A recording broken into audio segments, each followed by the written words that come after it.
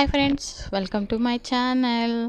ముందుగా మన వీడియోని ఎవరైనా కొత్తగా చూసే వాళ్ళు ఉంటే please subscribe my channel. Telangana style ఎలా చేసుకోవాలో ఇప్పుడు చూసేద్దాం. మేమైతే భక్షాలు అని అంటాం, మీరేమంటారో కామెంట్ సెక్షన్లో చెప్పండి. ఒక పావు కిలో శనగపప్పు తీసుకొని క్లీన్ చేసుకొని దాన్ని గ్యాస్ పైన పెట్టేసేయండి.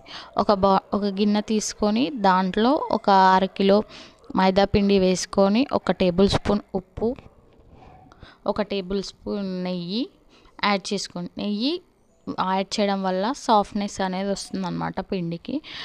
అలా గట్టిగా కాకుండా కొంచెం లూజ్గా కలుపుకోవాలన్నమాట. చూడండి, వీడియోలో చూపిస్తున్న విధంగా కలుపుకొని దానిపైన కొంచెం గీ యాడ్ చేసుకొని దాన్ని రెస్ట్ ఇవ్వాలన్నమాట. కొంచెం పక్కన పెట్టేసుకోండి.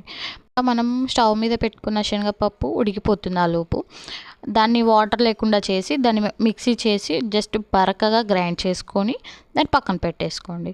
దాని తర్వాత ఒక స్టవ్ మీద ఒక గిన్నె పెట్టి దాంట్లో ఒక అరకిలో బెల్లాన్ని యాడ్ చేయండి. బెల్లం అనేది ఒక టీ గ్లాస్ వాటర్ యాడ్ చేసి ఆ బెల్లం అనేది కరిగిపోయిన తర్వాత మనం ఏదైతే మిక్స్ చేసుకున్న శనగపప్పుని అందులో యాడ్ చేసుకోవాలన్నమాట.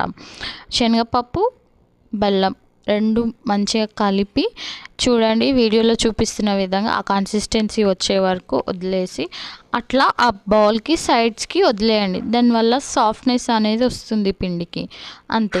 ఇంకొకటి, ఇందాక మనం తీసుకున్న మైదా పిండిని తీసుకొని చూడండి, నేను చూపిస్తున్న విధంగా అలా పూర్ణంలాగా లోపల పెట్టేసుకొని దాన్ని క్లోజ్ చేయాలి.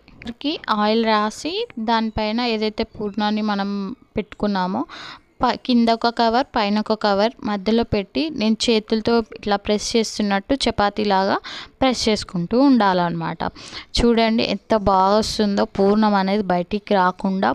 కొంతమందికి రాదనమాట. సో ఇట్లా కవర్ పెట్టడం వల్ల ఏంటంటే, ఇట్లా పెట్టడం వల్ల భక్షాలు అనేవి పల్చగా వస్తాయి అన్నమాట. చపాతీలాగా వస్తుంది. చూడండి ఎంత పెద్దగా పల్చగా వచ్చిందో.